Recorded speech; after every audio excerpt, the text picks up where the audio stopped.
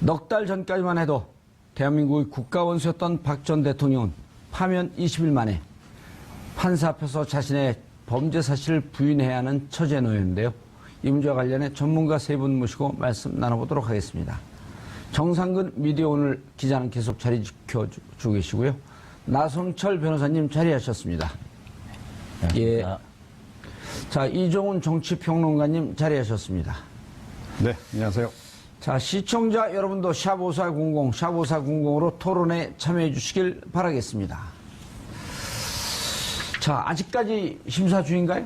네, 뭐 심사 중이라고 하고 예. 박근혜 전 대통령이 뭐 점심을 뭐 도시락으로 먹었다고는 하는데 예. 그때 순간만 해도 뭐 아직 반도 안 끝났다 뭐 이런 얘기가 있었어요. 그러니까, 당연하죠. 그때는 1시간 반밖에 안 네. 지났었는데. 예. 그러니까 굉장히 좀 오래 걸리지 않을까 뭐 이런 분석이 나오고 있습니다. 이재용 심사 때 7시간 30분 걸렸다는 거 아닌가요? 네, 이재용 7시 30분 걸렸고 예. 그리고 이제 새벽에 그 구속영장 여부가 결정이 됐었죠. 예. 했고 거의 5시가 다 돼갖고 결정해놨죠. 네, 거의 한 4시, 5시 그쯤이었던 것 같습니다. 자, 오늘 출석할 때 예. 우리 나승철 변호사님이 검사 출신이에요? 판사 출신이에요? 변호사 출신이에요? 전 변호사입니다. 계속 변호사만. 계속 변호사만 했어요? 예, 예. 그래도 피의자 변론도 해봤고. 예, 그럼 물론이죠. 예. 그리고 피해자 입장에서, 가해자 입장에서 다 변론을 해봤을 거 아니에요? 예, 예, 그렇습니다. 오늘 그 표정 못 보셨죠? 인해 장벽으로 딱 쌓여갖고. 아, 저는 방송으로는 봤습니다. 아, 방송은 봤어요? 예, 예, 얼굴이 그렇습니다. 찍혔나요, 방송으로? 그 방송에 이제 들어갈 때 이제 얼굴이 이제 나왔었습니다. 어떻게 느꼈어요? 저는 언론에서는 긴장되고 굳은 표정이라고 이렇게 설명을 했었는데 예. 제가 볼 때는 굉장히 무언가에 대해서 분노를 하고 있는 듯한 화난 그런 표정으로 읽혔습니다. 그래서 얼굴이 화난, 아니면 화난, 앵글. 화가 난 앵글, 그런 예. 표정으로 어허. 느꼈는데 아직도 박근혜 이제 전 대통령은 자기가 이 나라의 왕이라고 생각을 하고 자기 아버지가 세운 나라에서 어떻게 나를 이렇게 할 수 있는가 그런 억울함을 가지고 있는 게 아닌가. 그렇지 예. 않다면 저렇게 화가 난 표정을 할 리가 없지 않을까 그런 생각이 들었었습니다. 변호사님. 예. 화가 난 것으로 느꼈다라고 하는 것은 주관적 표현 아니에요. 주관적 느낌. 그렇습니다.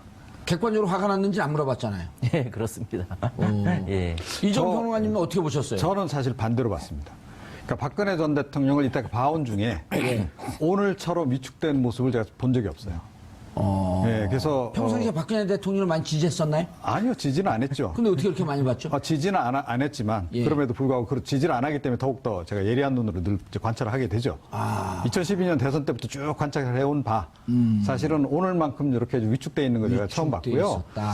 그 두 가지를 좀 딱 읽었습니다. 예. 그러니까 나 떨고 있니? 그다음에 나 돌아갈래.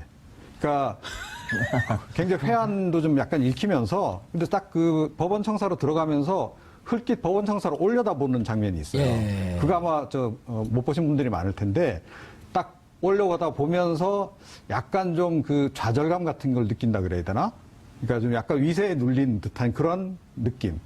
그런 느낌을 받고 들어가는 듯한 것을 저는 그렇게 봤습니다. 예. 우리 지금 작가가 하나 비워서 작가가 필요한데 오늘 말씀하시는 거 보니까 작가도 잘하실 것 같은데 한번 지원해 보시죠. 가격만 맞으면. 네. 근데 두 분이 진짜 상반된 감정으로 봤어요. 근데 이제 언론 제가 아까 왜 여쭤봤냐면 많은 언론에서는 이종훈 평론가와 비슷하게 좀 위축되어 있고 예. 구속이라고 하는 현실적 상황을 이제 절감하는 거 아니냐? 예. 이렇게 보는 쪽이 좀 있었거든요. 예, 예. 오늘 사실 빠져나가기 힘들지 않나요? 뭐 제가 볼 때는 영장이 발부될 가능성이 거의 90% 이상인 것 같습니다. 예, 90%도 좀 전 놀란 게 90%도 낮은 수치죠. 낮은 수치죠. 예, 놀란 게 그렇습니다. 국민들이 이렇게 해서 한번 파면까지 되고 영장 법원에 검찰에 출두해서 조사까지 받으면 예. 우리나라 사람들이 좀 짠한 감정이 많거든요. 예, 그렇죠. 그 이제 구속에 대해서 좀 부정적인 견해도 올라갈 텐데 예. 이상하게 점점 더 올라가요. 왜 그렇죠 도대체? 제가 생각을 해볼 때는 일단 그러니까 탄핵이 이제 됐었고 예. 그러고 나서 사실 이제 구속까지 시키느냐에 대해서 아까 말씀하신 것처럼 그건 지나치지 않냐 그런 생각도 있습니다. 그렇지만은 박근혜 대통령이 그 헌재에서 탄핵을 받고 그리고 이제 삼성동으로 돌아오고 지금 이 순간까지 단 한 번도 이 사태에 대해서 사과를 하거나 뭐 국민 앞에 죄송하다는 말을 한 적이 없습니다.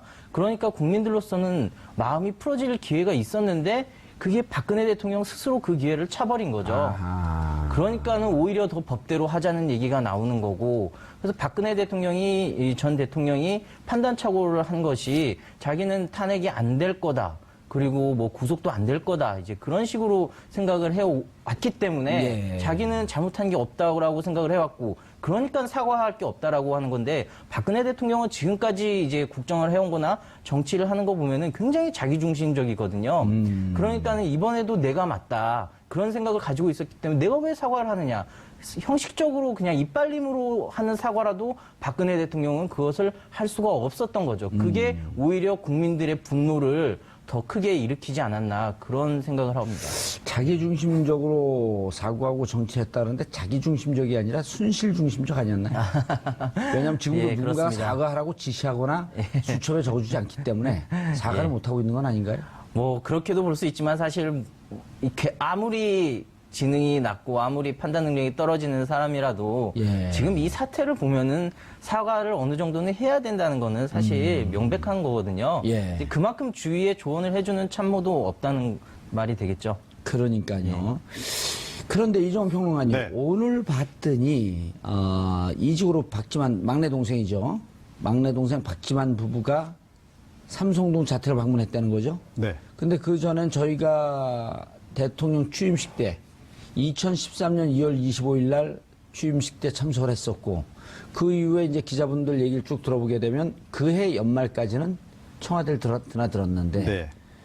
그 이후부터 이른바 정윤회와 갈등이 생기면서 청와대 들어오질 못했다. 네. 그렇다고 한다면 2014, 15, 16, 17 하면은 그 3년 반 만에 온 건데 오늘은 거절을 하지 않았나요?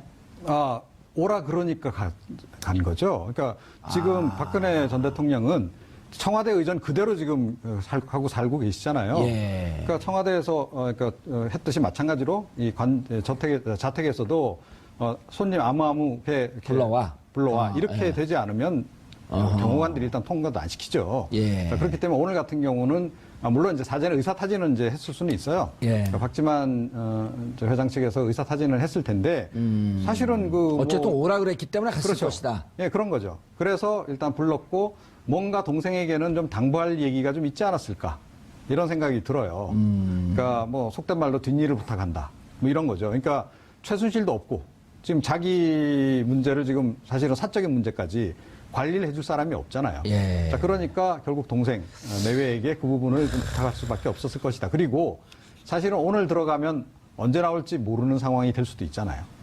예. 그러니까 이 구치소로 바로 사실 입감될 수도 있는 거 아니겠어요? 예. 그래서 아마 좀 그 동생 중에서는 그래도 좀 말이 좀 통하고 한 그 저 박지만 회장을 부른 게 아닐까. 예. 그런데 이제 보도에 보면 박 전 대통령이 문을 나설 때 지만 씨 부부는 눈시울이 붉어졌고 박 전 대통령도 눈가가 젖어 있었다. 네, 약간 부어 있었죠. 법원에 들어갈 때도.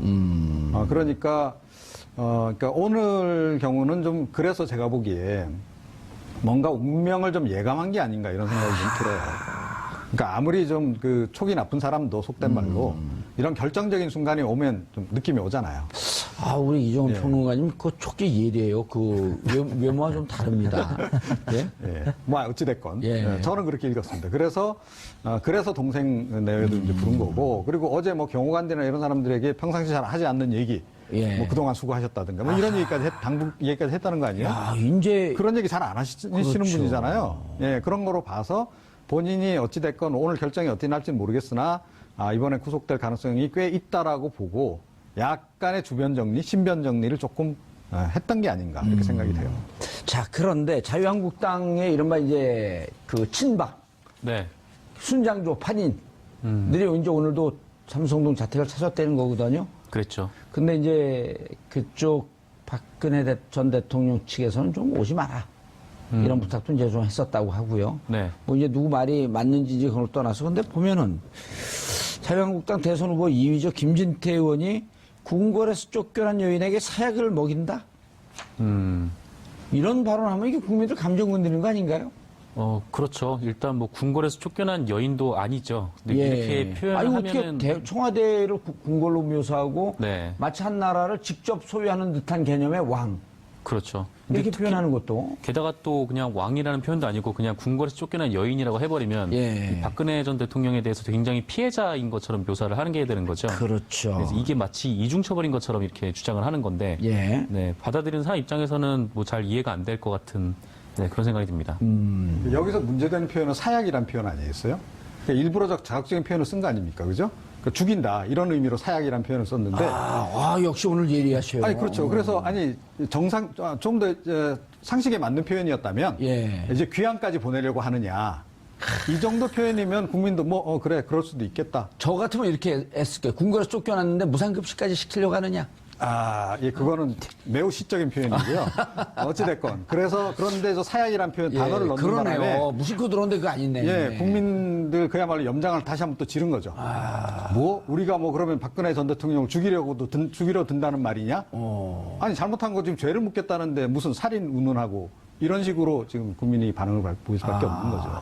이종훈 평론가님이 얘기하기 전까지 그렇게 안 봤는데 네. 그러고 들으니까 기분이 나쁘네요, 좀. 그렇죠. 그리고 제가 말씀드린 그 단어, 예. 귀향이란 단어 넣어서 그냥 하면 그냥 평이하잖아요. 유배를 보내는 거냐? 그렇죠. 어허. 예, 그런 정도는 그냥 평이하게 넘어갈 수도 있고, 예. 어느 정도 이해가 가는 표현이라는 거죠. 근데 실질적으로 우리가 감옥에 들어갈 때 영어의 몸이 됐다 이러잖아요. 그렇죠. 갇힌 몸. 네. 근데 왜 사약이라고 그랬을까, 진짜? 그러니까 일부러 자극적으로 표현한 거죠. 그래서 친박 지금 단체도 안 그래도 지금 막 반대 집회하고 있잖아요. 그 사람들을 좀 선동하는 발언인 선동하는. 거죠. 긴급하게 김진태 의원 한번 연기를 시켜볼까요? 왜 그런 얘기 했나? 전화 안 받겠죠? 오늘 그런데 또 현장에 안 가셨더라고요. 자택 앞에도 없더라고요. 아니, 본인이 오늘은- 지금 출마 선언을 하면서 뭐라 그랬어요. 그러니까 박근혜 전 대통령을 지키기 위해서, 그러기 위해서 자기 출마한다 그랬는데, 정작 좀 지켜야 될 순간에는 없더라고요, 오늘. 재밌네요. 근데, 자, 나 변호사님. 예. 지금 어떤 모습일까? 한번 그림을 그려줘 보세요.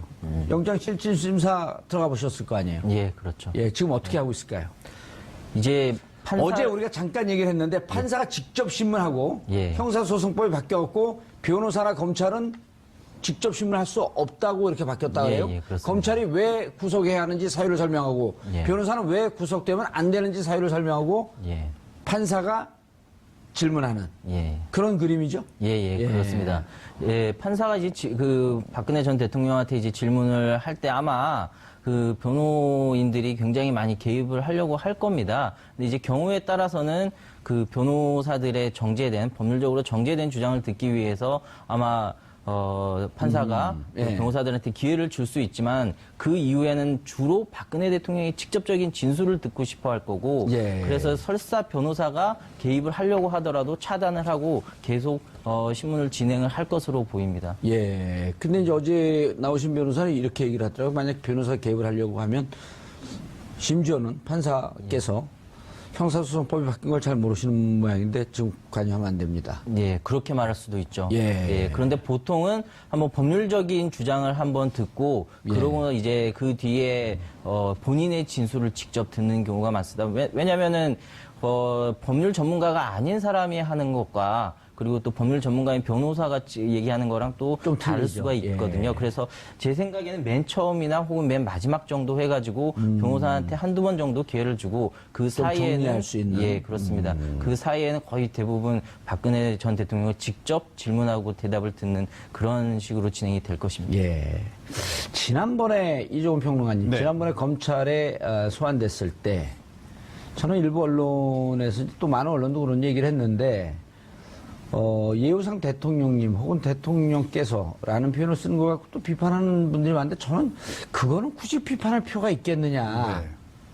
이게 무슨 그 전직 대통령 예우에 관한 법률의 대상이 아니라고 할지라도 바로 얼마 전까지 대통령직으로 있었고 물론 파면됐지만 오히려 검찰들이 뭐 피의자라고 부르든 대통령이라고 부르든 이렇게 부르든 좀 놔둬야지 뭐 그것까지 파헤쳐 볼 필요가 뭐가 있겠냐 하는 생각이 드는데 어떻게 보세요? 그렇죠. 저도 그렇게 생각해요. 예. 그러니까 검찰 같은 경우에는 더군다나 얼마 전까지 직속상관이 대통령이었잖아요. 예. 박근혜 전 대통령이 본인들이 직속상관이었는데 아니 그만둔 지 며칠 됐다고 벌써 탁 또 안면 몰수하고 이거는 좀 그렇죠. 그래서 임명권자였었는데. 인간적으로 그 부분 정도까지는 이해해 줄 수 있다. 그런데 이제 법원에서까지 그렇게 부른다면 이건 문제가 되겠죠. 사법부는 엄연히 이제 독립적인 것이고. 근데 사법부에서는 그렇게 안 부른다 그러더라고요. 오늘 법정에서 피의자라고 이렇게 얘기를 한다니까 아마 뭐 피의자께서는 어떻게 생각하십니까? 이 부분. 뭐 이런 식으로 계속 질문이 들어가지 않을까. 예. 이렇게 여겨져요.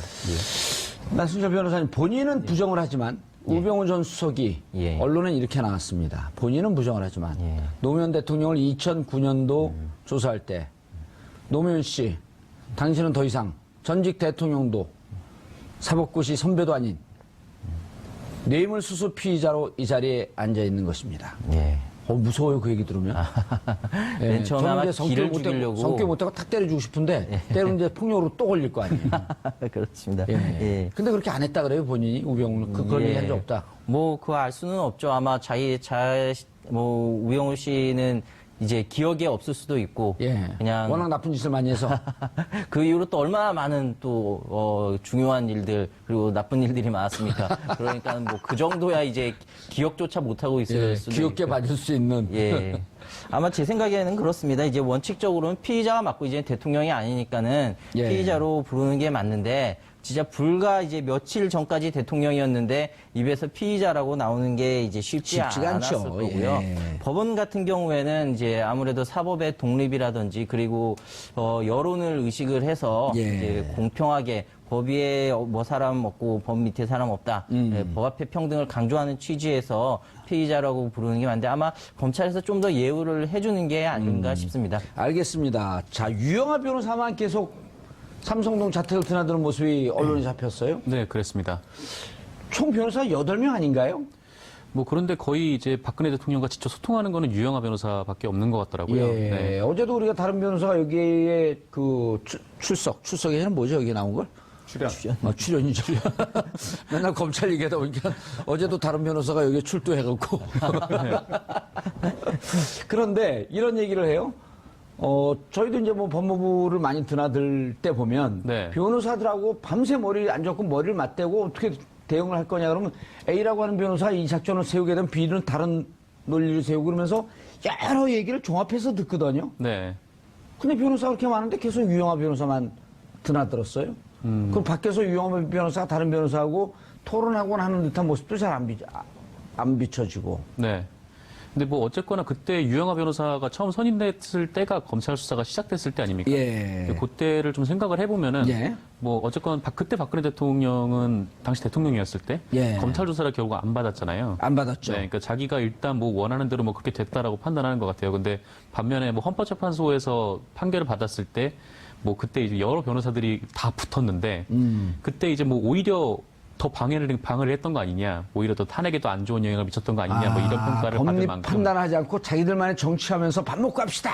뭐 네, 이런 뭐 이러니까 그런 이제 그게 식으로 부정적인 했으니까. 영향이 많았었죠. 네, 그 어떻게 보면 태극기를 막 두르려고 하고 있고. 또 그랬죠. 막 태극기 두르고 막 화장실 가고 막 이런 예. 것들을 딱 보니까 그리고 또 대통령한테 제대로 보고가 안 됐다는 거 아닙니까? 탄핵을 했을 때. 그러니까 뭔가 좀 그 박근혜 대통령의 성격이나 특성상 뭐 굉장히 사람에 대해서 좀 불신하고 좀 이런 측면들이 있기 때문에 아마 좀 자기가 믿을 만한 사람 한 명 정도만 소통을 하려고 했었던 거, 그게 이제 유영하 변호사가 아니었을까. 예. 네. 그런데 이번에 이제 3월 17일 검찰 출석하기 전에 3월 17일 날 6시간. 네. 또 기자들이 이걸 다 계산했어요. 3월 18일 날 8시간. 근데 이번에 구속심사 전에 3월 27일, 이틀 전이죠. 네. 그때 3시간 삼성동 자택을 방문해서 나왔고, 29일, 어제는, 2시간. 2시간. 네. 그러면은, 이거 오래 얘기해봐야 별 약효가 없는 거 아닌가? 구속될 준비하고 있는 거 아닌가? 이런 생각을 해볼 수 있는 거 아닌가요? 네, 뭐 그렇게 생각해 볼 수도 있죠. 예. 일종의 뭐 포기하면 편해 뭐 이런 건데. 포기하면 편해? 그 어느 나라 속담이에요? 아니요, 그 인터넷에서 많이 등장하는 뭐 젊은 사람들이 쓰는 표현인데. 포편이나 포편. 포기하면 편해. 네, 뭐하러 노력을 해, 뭐 어차피 포기하면 편해, 막 이런 건데. 근데 뭐 사실 제가 알기로는 뭐 검찰에 출석을 했을 때 그리고 이번 뭐 그 영장 실질 심사에 대비하는 거 뭐 그렇게 크게 뭐 다르거나 뭐 그러지 않기 때문에 뭐 준비 시간이 뭐 그래서 짧지 않았을까 뭐 그런 생각도 좀 들었습니다. 알겠습니다. 저는 조금 예. 다르게 보는데요. 예. 그러니까 지난번에 일단 다른 사람들 얘기하면 다르게 볼 준비를 미리 하고 계시는 것 같아요. 아니 그건 아니고요. 예. 그러니까 제가 생각하는 바하고 좀 다르게 예, 제가 알겠습니다. 이제 말씀드리는 거고 지난번에 집중가외를 했잖아요. 아, 집중가에. 예. 그러니까 아주 집중적으로 몇 시간에 걸쳐서 하루에 한번 7, 8시간씩 지난번이라고 하면 검찰 검찰 출석 소환 전에 조사에 앞서서. 그리고 충분히 대비했다. 아니죠. 그건 아니고 예. 그러니까 이번에는 쪽집게 가외인 거죠. 예. 지난번에 그러니까- 정통 과외를 했고 그렇죠. 사교육의 지난번에 좀 정석을 맛봤는가 하면 광범위하게- 이번에는 시험에 나올 문제만. 그렇죠. 그거죠. 아하. 예. 그래서 아마 뇌물죄 부분만 집중적으로 했을 가능성이 좀 높지 않나 이렇게 생각을 하고요. 뇌물죄 부분만. 예, 그리고 왜 유영아 의미가 변호사만 있네요. 자꾸 부르느냐 그러는데 박근혜 대통령이 사람을 가려요. 그래서 자기가 딱 좋아하는 스타일의 사람들만 가까이 좀 둬요. 특히 자기가 좀 좋아하는 스타일의 사람을 볼 때는 이 옛날에 한나라당 의원들 얘기를 들어보면 눈빛이 달라진다고 그러거든요. 따뜻하게 굉장히 온화하게 바뀐다는 거예요. 예를 들어서 그런데 제가 좀 말씀드려볼게요. 정윤회 씨라든가 예. 또 예전에 한때 그 진영 전 장관 굉장히 예뻐했었어요. 그렇죠. 복지부 장관. 예. 지금 더불어민주당 의원이 됐죠. 그렇죠. 그리고 지금 이번에 유영아 변호사. 예. 그 인물에 이렇게 공통점이 딱 느껴지지 않아요? 약간 살이 좀 살점이 없으면서 예. 약간 날씬한 스타일에 얼굴이 약간 곱상한 스타일. 그런 스타일을 좀 좋아하는 것 같아요. 저 같은데요, 그러면. 딱이에요, 사실. 예. 맞습니다. 예. 제가 박근혜 차마 그 대통령 얘기까지 주위에 있었으면 이렇게까지 안 왔을 텐데. 굉장히 사랑을 받았을 가능성이 높죠. 예. 예. 차마 제가 그 말씀 못 이제 오늘 드렸는데. 방송 그만할까요? 자, 나순철 변호사님. 예, 예. 돌발 질문. 예. 세 번의 검찰 조사, 특수본 조사, 특검 조사를 거절했단 말이에요. 예, 예, 청와대 그렇습니다. 압수수색 거절했고. 예, 예. 만약 그때 예. 정말 그 수사를 받으면서 물론 역사의 가정은 필요 없지만 조사를 받으면서 좀 국정농단한 거에 대해서 좀 반성하고 예. 좀 죄송해하는 모습 예. 이런 걸 보였다고 한다면 여기까지 왔을까요? 제가 지적하고자 하는 부분이 바로 그 부분입니다. 예. 사실 박근혜 대통령은 그 전에도 얼마든지 기회가 있었습니다. 예. 차라리 이 탄핵까지 가기 전에 잘못했다고 하고 하야를 했었으면 아마 그대로 묻어두자는 의견도 많았었을 그 겁니다. 일정표도 제안을 했잖아요. 여야가 그렇습니다. 공히. 예. 근데 이제 그것도 다 자신이 거부를 하고 실제로 수사가 진행이 되니까 그때부터는 내가 뭘 잘못했냐 이런 식으로 나왔던 거죠.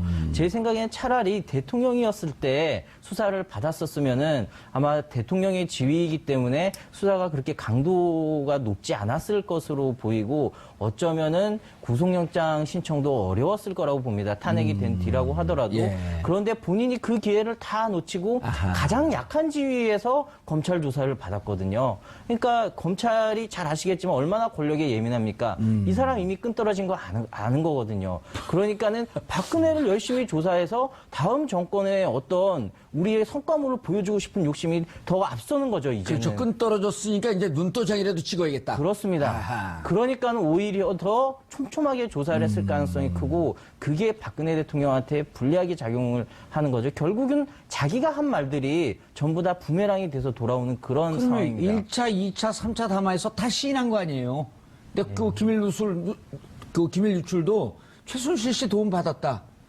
뭐 잠깐만 도움 받았는데 알고 보니까 한 3년 동안 받은 거예요? 근데 다 인정을 시인을 해버렸잖아. 그렇습니다. 그리고 그 기밀 누설이라고 하는 것은 사실 어찌 보통 평상시 보게 되면 큰 구속수사감도 아닌데 정호성 구속됐잖아요. 그렇습니다. 근데 정보를 유출한 사람을 구속을 안 시켜? 그래서 그러니까 예. 이것도 역시 가정입니다. 조금 전에 가정을 전제로 해서 예. 얘기를 하자고 말씀하셨기 때문에 만약에 박근혜 전 대통령이 네. 이랬으면 어땠을까요? 그러니까 검찰 첫 1차 특수본 때 그러니까 이 모든 게 다 내 불찰이다. 그리고 밑에 사람들 다 내 지시받아서 한 사람들이지 그 사람들이 무슨 죄가 있냐. 다 놔줘라. 그러니까 그렇죠. 그 사람들 저 수사해봤자 나올 것도 없고 결국은 다 내가 다 시켜서 한 건데. 그리고 김기춘, 조윤선 이분들도 블랙리스트 대통령이 시켜서 한 우린 직무 수행만 했습니다라고 검찰에서 진술했잖아요. 결국은 그렇게 됐잖아요. 예. 그러니까 처음에 애초에 그러니까 대국민 메시지 자체를 그렇게 대국민 사과문을 그렇게 발표를 했더라면 어땠을까요? 내 탓이오. 그렇죠. 그리고 밑에 사람들 잘못한 거 없으니까 그렇게 너무 그렇게 처벌하지 말고 모든 처벌받아야 될 일 있으면 나를 처벌을 해라. 라고 나갔으면, 예. 그러니까 저는 이게 정치적으로도 훨씬 좋았을 뿐만 아니라 국민 그렇네요. 정서, 그렇네요. 국민들이 느끼기에도 역시 대통령, 우리 대통령은 그래도 품격은 지킬 줄 아는 사람이구나. 예. 그러라고 생각을 했을 것이고 아마 이렇게 되면 헌재 심판 과정이라든가 예. 어쩌면 사실은 이 탄핵까지 안 갔을 수도 있어요. 그렇죠. 그러면서 그렇게 예. 얘기해서 내 잘못이니 내가 책임지고 하야하겠다. 그러니까 일정을 줘라. 그러면 그렇죠. 하야할 거냐 말 거냐 또 국민들이 그 논쟁을 벌일 거 아니에요. 예, 바로 그겁니다. 그리고 오히려 죄도 자청했더라면, 그러니까 지금 와서 이렇게 형량을 줄이기 위해서 애를 쓰는 아하. 그런 좀 치졸한 모습, 그런 모습으로까지 가지도 않았을 것이고 국민 정서도 굉장히 많이 바뀌었을 것이다. 이게 결정적인 전략적인 실패. 박근혜 정부의 수석으로 들어가자는 게 참 한스럽네요. 근데 사실은요, 예. 저는 제안이 이번에 들어왔었어요? 아니요, 그게 아니고 예. 참모들 책임이 굉장히 커요. 그러니까요. 그러니까 청와대에서 계속 이거 기각될 겁니다. 이렇게 허위 보고한 거 아니에요, 결국은. 그리고 이번 변호인단도 이번에 절대로 검찰에서 구속 못 시킵니다. 예, 영장 청구 못 할 겁니다.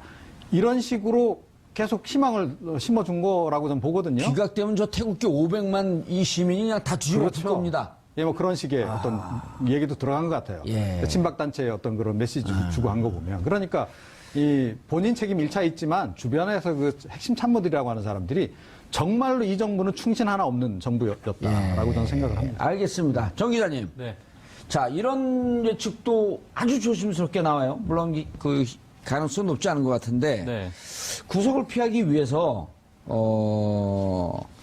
뇌물은 인정하지 않더라도 네. 내가 강요했습니다. 음. 그리고 내가 직권남용했고 또 내가 이렇게 문서유출 다 했습니다. 이게 부인하게 되면 증거인멸의 위험성이 있고 이미 대포폰을 쓴 경험이 있고 증거인멸을 지시한 경험이 있기 때문에 네. 부인하게 되면 증거인멸의 사유가 있네요. 사안의 중대성, 공범들 다 구속됐네요. 당신도 구속. 네. 그런데 인정을 해버리면 어떻게 될까요, 이게? 그럴 가능성은 없나요? 근데 지금에 와서 그럴 가능성이 굉장히 낮다라고 다들 이렇게 보시는 것 같고요. 근데 뭐 이미 다 뭐 관련자들이 다 구속이 된 상황이고 뭐 뇌물죄로 검찰이 이재용 받은 사람, 아니 뇌물을 준 사람까지 구속을 한 마당에 근데 지금 와서 이제 그거는 뭐 인정하고 뭐 나도 이렇게 같이 뭐 가겠다 뭐 그렇게 얘기할 수도 없는 거고. 예. 네. 이후 또 재판도 또 대비를 해야 되니까 좀 그거는 좀 가능성이 낮지 않을까. 예. 알겠습니다. 두 분 다 이제 뭐 구속 가능성이 높다고 봤는데, 자, 짚어보면 이런 점 보게 되면 구속이 안 될 수가 있겠느냐라고 하는 게 이제 아까 얘기했던 공범은 다 구속되어 있고, 그 다음 그 13가지 혐의 중에서 가장 약한 혐의를 저지른 피의자인 정호성도 구속되어 있고, 뇌물이라고 하는 것은 그것보다 훨씬 더 크잖아요. 또 뇌물을 공유한 이재용은 구속되어 있고, 그냥 뇌물을 받은 사람이 대통령이었다라고 하는 이유만으로도 구속이 안 된다? 납득하기가 무척 힘들잖아요. 그렇죠. 법이라고 하는 것도 결국 국민의 상식 위에 세워 올린 그렇습니다. 하나의 룰이기 때문에 구속이 안 될 가능성은 제가 볼 때는 구속이 안 될 가능성은 전혀 없습니다. 예. 왜냐하면 이미 다른 공범들이 그렇죠. 전부 다 구속이 돼 있는 상태이고 증거 관련해서도 그 다른 공범들이 했던 진술들이 전부 다 증거로 쓰이게 됩니다. 게다가 박 전 대통령이 그전 2번에 걸쳐 가지고 검찰 조사를 거부를 하는 등 수사에 굉장히 비협조적이었기 때문에 그것만으로도 증거인멸의 우려가 충분히 인정이 될 수 있어서 영장은 뭐 거의 100% 발부될 것으로 보고 있습니다. 예. 자, 이종훈 평론가님, 네. 이런 논리도 가능할 수 있어요? 박 대통령 측이 아니 청와대에서 다 쫓겨나오고 그리고 그 국가 기록물인데 내가 지금 증거를 어떻게 인멸합니까? 예? 네. 그리고 그럼 이전에 인멸하지 않았나요? 그리고 인멸의 개연성이 있지 않나요? 그러면 국가 기록물은 다 그 전자 문서화 되어 있기 때문에 한번 확인해 보세요. 그 논리 하나 하고 사실상 자택연금 상태인데 지금 내가 팔다리가 다 묶여있는데 뭘 인멸하겠냐? 그건 내가 어디로 도망가겠습니까? 네. 이 논리 좀 세우지 않을까요? 거기에 더해서 이 손봉규 변호사가 이 논리를 하나 더 제시를 했죠. 누구요? 손봉규 변호사. 손봉규 변호사. 그러니까 증거가 차고 넘치는데 무슨 구속이냐. 그 얘기를 이미 다 했어요. 증거가 나왔는데 네, 이미 증거가 부족할 때 부인하면 증거인멸이나 도주 위험성이 그렇죠. 있어서 구속이지만 차고 넘친다며. 네. 근데 왜 구속이지? 그런데 그 말에 굉장히 사실 논리 모순이 담겨 예. 있어요. 뭐냐면 증거가 차고 넘치지만 인정을 했냐는 거죠. 단 한 번도 인정한 적이 없잖아요. 네. 그런데 그런 식으로 변호인단에서 설명을 하고 논리를 제시를 하는 걸 그러네. 보고 지금 구속된 사람들 보면은 네. 이재용도 뇌물 아닙니다. 강요입니다라고 부인하고 있고 조윤선 이 인정하는 사람들 몇 명 없어요. 장시호, 안종범, 최순실은 지금까지도 진술을 거부하고 있고. 네. 어허. 그러니까 박근혜 전 대통령이 예. 차고 넘치는 증거들에 대해서 맞다라고 인정을 했으면 아니 그 손봉규 변호사 말의 그 논리가 맞아요. 증거가 차고 넘치니까 뭐 굳이 구속까지 해도 되고 예. 불구속 뭐 해도 되지. 이게 논리가 성립이 되는데 그러니까 저쪽도 지금 경황이 없는 것 같아요. 변호인단이 이번에 변호인단이 조금 약간 그 중량감이 떨어진다 이런 얘기를 좀 많이 하는데요. 이런 논리를 세우는 데서도 보면 역시 좀 허점이 좀 보이는 걸 보면 역시 조금 좀 제가 볼 때 그 예. 박근혜 대통령 변호인단이 중량감이 떨어지는 것도 있지만은 보면 정치인들을 그 율사 출신 정치인들을 변호사로 썼어요. 그러니까 그렇죠. 사실 손범규 전 씨- 의원이죠. 예, 손범규 씨도 그렇고 누굽니까 유영하 지금 씨도 정의당의 대선 후보 심상정 심상정. 대선 후보와 함께 화정인가 일산구청에서 예, 주거니 맞습니다. 받거니 하면서 예, 예. 국회의원 한 번인가 했던 예, 분이죠. 예, 예. 그분이 정치인. 예. 또 유영하 이분은 또 4선인가 5선 의원이죠. 아, 4선, 5선, 낙선 의원. 예. 예. 4선 낙선 의원. 네번 떨어졌나 그렇습니다. 그렇죠? 예, 그렇습니다. 예. 예. 그러니까 변호사 생활은 한 2년만 안 해도 그 감이 굉장히 떨어지거든요. 그런데 지금 뭐 몇 년씩이나 정치를 한 사람을 갑자기 이제 변호인으로 들여다보면은 사실 이 수사가 어떻게 돌아가는지 감이 전혀 없습니다. 그러니까 어떤 논리를 세워야 되고 어떤 증거를 제시할지에 대한 감이 없는 사람들, 그런 사람들을 데려다가 변호사로 썼으니까 사실 손발도 안 맞고 그리고 여러 가지 계속 불리한 쪽으로만 가게 되는 거죠. 예. 전략 자체를 이제 완전히 잘못 세우게 되는 거죠. 정 기자님, 네. 저게 이제 우리가 국회의원 할 때 보면 변호사들 출신들이 많잖아요. 그 4년 그렇죠. 하고 4년하고 떨어져서 돌아가면 소주 한 잔 마시면서 무슨 얘기를 하냐면 변론 이유서도 못 쓰겠어요. 그래요. 그러니까 지금 우리 이 변호사 말씀이 맞는 게 네. 4년이나 떨어졌으면 감이 뚝 떨어지는 거예요. 근데 왜? 박근혜 대통령은 처음부터 정치 싸움을 하려고 했던 측면은 이해가 되지만 네. 이젠 법리 싸움을 해야 되거든요. 그렇죠. 왜 근데 정치인들만 계속 데려다 쓰겠나? 뭐 낯을 가리고 믿는 사람만 믿는다. 그렇게 설명하기는 좀 한계가 있지 않나요? 이거는 그냥 제 추정인데 예. 그 변호사 일을 오래 하면서 계속 법을 다뤄왔던 분들이 이렇게 패배할 사건을 맞지는 않았을 것 같다는 좀 생각이 좀 그러니까 들어요. 최재경 거기도 이제 네. 검사장급인데 네, 그 민정수석도 하지 않았습니까? 그랬죠. 변호사로 들으려고 그랬는데 본인이 거부한 걸 언론 보도 나왔습니다. 네. 그러니까 그런 식으로 지는 싸움이다. 네, 어차피 지는 싸움, 그러니까 변호사들이 이제 예. 법적으로 계속 보면은 어차피 이 싸움을 왜 할까 자기가 뭐 그런 생각을 했을 것 같아요. 근데 아하. 이런 정치적으로 활용하려는 사람들은 어떻게든 이 기회를 잡는 게 또 향후의 정치적 자신의 행보를 위해서 낫다라고 판단하지 않았을까, 뭐 그래서 맞지 않았을까, 뭐 그런 생각도 듭니다. 예. 변호사님, 나승철 변호사님, 지는 대통령 지는 싸움. 예. 지는이 아니라 이미 진 대통령이죠. 예, 예. 석양의 진 대통령, 예, 지는 예. 싸움. 예, 예. 입장을 완전히 바꿔놓고 박근혜 전 대통령 입장에서 어떻게 기사회생할 수 있는 구석은 안 보이나요? 제가 볼 때는 전혀 없습니다. 예, 지금은 이제 돌아갈 만약 변론이 들여왔어. 나승철 변호사님, 돈은 없지만 한 200억 드릴 테니까 수임 좀 해주시죠. 이제 만약에 제가 예. 그 사건을 피할 수 없는 그런 상황이라면은 일단 돈. 돈. 뭐 돈은 뭐 잘 모르겠습니다. 만약에 그런 상황이 온다면 사실 이거는 빨리 자백을 하고 선처를 바라는 쪽으로 양형 가자. 투쟁으로 가자. 그게 예, 그렇습니다. 그쪽으로 이제 조언을 해주고 만약에 그래도 나는 무죄다라고 얘기를 하면은 저는 이제 하나 확약서를 받아둘 것 같아요. 나는 분명히 당신에게 이런 조언을 했다. 그리고 사실 변호사는 의뢰인의 입장을 대변을 해주는 이게 그 본연의 임무이기 때문에 의뢰인이 기어코 안 된다는데 우리 의뢰인은 자백해야 됩니다. 그렇게 못 하거든요. 그렇지만 사실 최소한으로 줄이고 가장 유리한 방법을 조언을 해줬었겠죠. 예. 그래서 이것은 보통 이제 재판 들어가면 두 가지 길을 선택을 하잖아요. 억울하니까 무죄 투쟁을 하자. 예. 그럼 끝까지 무죄, 나중에 형이 좀 많이 나오더라도 그럼 우리 무죄다. 예. 라고 전략을 세우는 경우가 있고 솔직히 하지 않았습니까? 인정하고 형을 좀 줄이는 방향으로 갑시다. 예. 보통 1심에서는 무죄 투쟁. 2심에서는 양형투쟁.